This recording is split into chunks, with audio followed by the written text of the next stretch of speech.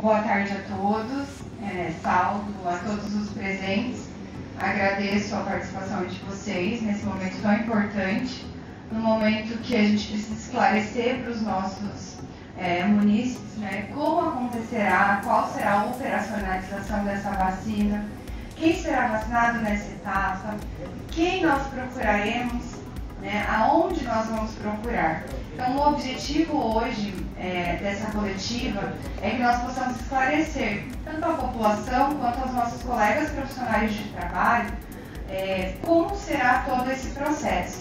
Então, nós trabalhamos no decorrer de toda essa semana incansavelmente para criar estratégias para que essa vacinação aconteça de forma tranquila e que não haja falhas, né, nesse processo, assim como a gente já tem trabalhado aí no decorrer dessas 13 mil doses já realizadas.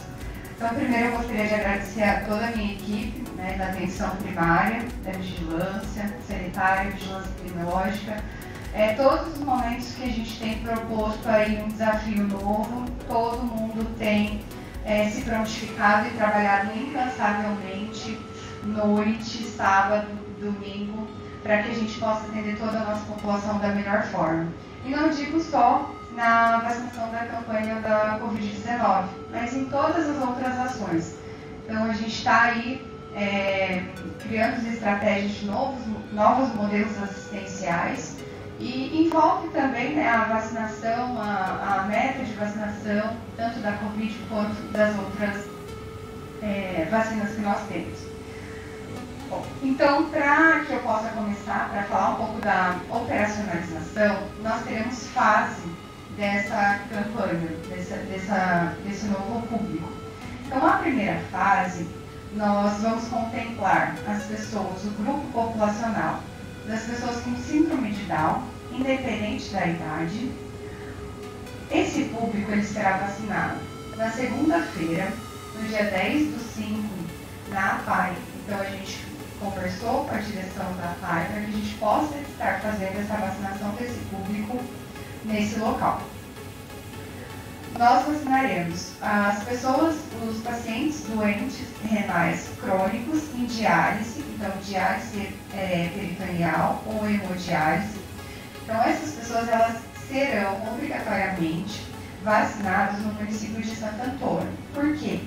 Porque a vacinação pelo plano municipal, tanto plano estadual quanto plano do Ministério, preconiza que essas pessoas recebam essas doses ou em ambiente hospitalar ou em clínica especializada. Como nós não temos no município de Jacarezinho uma clínica especializada em diálise, então nós estaremos encaminhando os nossos pacientes para que sejam realizadas essas doses em Santo Antônio da Platina. O nosso terceiro grupo populacional serão as gestantes, as puérperas com comorbidades. Não sei se é do conhecimento de todos, mas nós temos um grupo que a gente chama de gestante de alto risco. Então, todas as gestantes que elas são estratificadas na unidade básica de saúde e elas precisam de um atendimento especializado, seja endócrino, seja cardiologista, seja nefrologista, ela é encaminhada para o nosso consórcio. Então, essa gestante ela passa um acompanhamento com o consórcio. Então, essas são as gestantes consideradas como alto risco. Então, elas já passaram por uma estratificação na unidade básica de saúde e elas são acompanhadas no consórcio pelos especializados, de acordo com a necessidade de cada uma. Essas gestantes, nós já temos o número de gestantes e quem são elas, as que fazem o acompanhamento na rede pública. Dessa forma, as unidades básicas de saúde, a partir do dia 11, na terça-feira, estarão entrando em contato e agendando essa vacinação para essas mulheres. As gestantes que fazem o acompanhamento no serviço privado, então muitas vezes elas não estão vinculadas no SUS, elas fazem somente no serviço privado. Essas gestantes elas vão acompanhar, vão vir procurar o serviço, juntamente com uma carta que nós estaremos disponibilizando para todos os profissionais médicos, atestando a comorbidade. Tá? E nós vacinaremos ainda, simultaneamente com a gestante, as puérperas. Então, as puérperas são aquelas mulheres que deram à luz até 45 dias, nos últimos 45 dias. Então, gestante de alto risco, a gente considera puérpera de alto risco. Por quê? Se a mulher tem uma hipertensão na gravidez, consequentemente, ela pode continuar com aquela hipertensão nos próximos 45 dias pós-parto. Então, gestante de alto risco, puérpera alto risco. Então, as mulheres que deram à luz nos últimos 45 dias e eram do alto risco, nós já estaremos convocando para que elas possam receber também essa dose de vacinação, a partir da terça-feira do dia 11 do 5. Nós vacinaremos ainda todos os pacientes com deficiência permanente. E quais serão os critérios? Então, nós entramos em contato com o Serviço de Assistência Social para levantarmos essa população. Essa população, ela entrará juntamente com as pessoas de comorbidade, de forma escalonada. Então, nesse primeiro momento, nós vacinaremos a faixa etária de 55 a 59 anos. Então, nós vacinaremos as pessoas com deficiência permanente de 55 a 59 anos. E quais serão os critérios? Os critérios são cadastros no BPC ou algum outro documento que comprove essa deficiência. Então, eu tenho um sequenciamento do exoma, um exame genético, mas a pessoa não está cadastrada no BPC. Ela vai receber? Sim. Como será a operacionalização para esse grupo?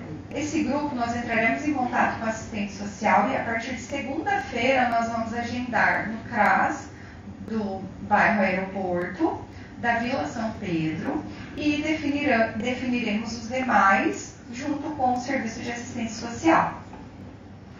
E aí, por último, não menos importante, nós entramos com as pessoas com comorbidade. Nessa primeira fase serão de forma escalonada e nós utilizaremos a faixa etária de 55 a 59 anos. Para essas pessoas com comorbidade, nós teremos, então, 2 critérios para aceite e para marcar e agendar essa consulta, essa vacina. Como será realizada?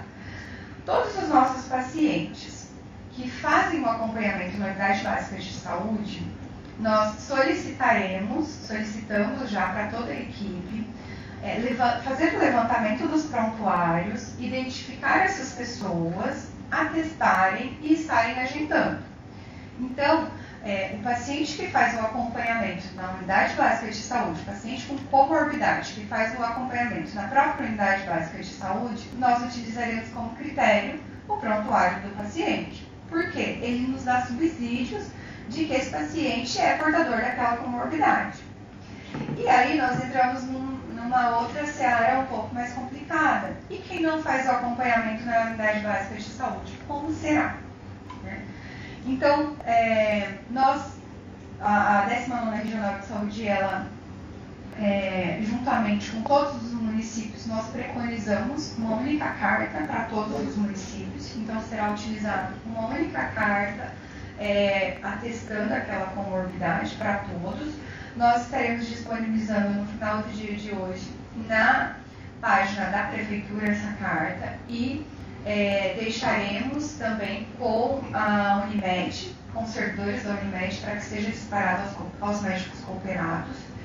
E esse profissional, essa pessoa, ela precisa então ter essa carta de comprovação da comorbidade, porém essa carta deve obrigatoriamente ser feita pelo especialista. Tá? Então, essa carta deve vir para a gente com exames complementares que comprovem aquela patologia. Tá? Então, os pacientes da unidade básica de saúde, só retomando, nós realizaremos o levantamento do próprio prontuário.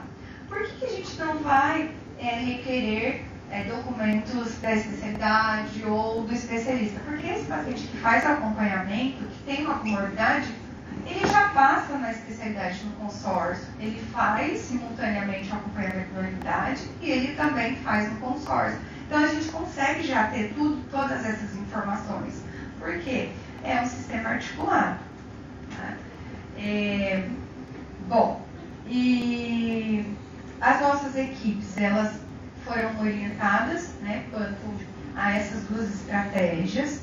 A partir de segunda-feira, pela manhã, nós estaremos descentralizando as doses para todas as 10 unidades.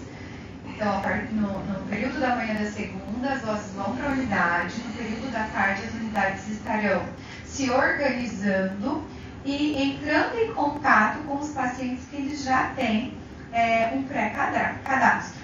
Então, a partir de segunda, nós estaremos fazendo as estratégias e na terça-feira a vacinação já estará acontecendo nas unidades. Importante. Então, quais serão as comorbidades? Quem vai receber esse imunizante nesse momento? Gente, é muito importante destacar isso, que nós não estamos criando critérios para excluir ou incluir comorbidades, né? Todos serão vacinados, né? Independente depois da comorbidade. O que tem agora é uma operacionalização de doses, então a gente precisa seguir alguns critérios, mas não é que a gente está definindo que as pessoas que têm uma comorbidade às vezes mais leve ou moderada não vai receber. Não é isso. Né? O objetivo é que a gente ofereça essas doses para todas as pessoas desse grupo etário. Mas a gente precisa seguir esses critérios nesse primeiro momento. Tá? Então, nós temos os pacientes hipertensos, uma hipertensão mais arterial resistente, e aí tem os critérios. Quais são os critérios? O uso de 2 ou mais antihipertensivos. Tá? A hipertensão arterial estágio 3, paciente que tem uma hipertensão descompensada de 180/10. Então, são pacientes um pouco mais graves neste primeiro momento, mas devo ressaltar, todos irão receber a vacina, só nós vamos agora fazer de forma um pouco mais criteriosa por conta das doses que vêm do Ministério. Os pacientes cardiopatas, as síndromes coronarianas. Então, dentre todas essas comorbidades que eu estou falando, a própria unidade ela vai ter um checklist. Então, o que é necessário para aquela comorbidade? Então, ele tem que tomar 3 antihipertensivos. A diabetes, ele tem que fazer o uso da insulina. Então, o próprio enfermeiro, a própria equipe, ela já vai ter esse checklist que dá o subsídio para ela, para estar marcando ou não essa vacinação. Bom, eu acredito que é isso, né? Vai gerar muitas dúvidas. Encontro minha disposição aí para maiores esclarecimentos, se faltou alguma coisa ou não. Eu passo agora a palavra para a Suelene. A Suelene ela vai abordar um pouco da nossa campanha da influenza, que está acontecendo simultaneamente com a do Covid, e ela é tão importante quanto a do Covid, principalmente nas questões de cadastros, então, de série histórica. A vacinação da Covid, a base da vacinação da Covid, ela é baseada na da influenza. Então, todos os pacientes que recebem influenza, eles são cadastrados e a vacinação da Covid acontece com base nesse cadastro. Então, ela é extremamente importante para o município. Então, a gente precisa também falar um pouco dela.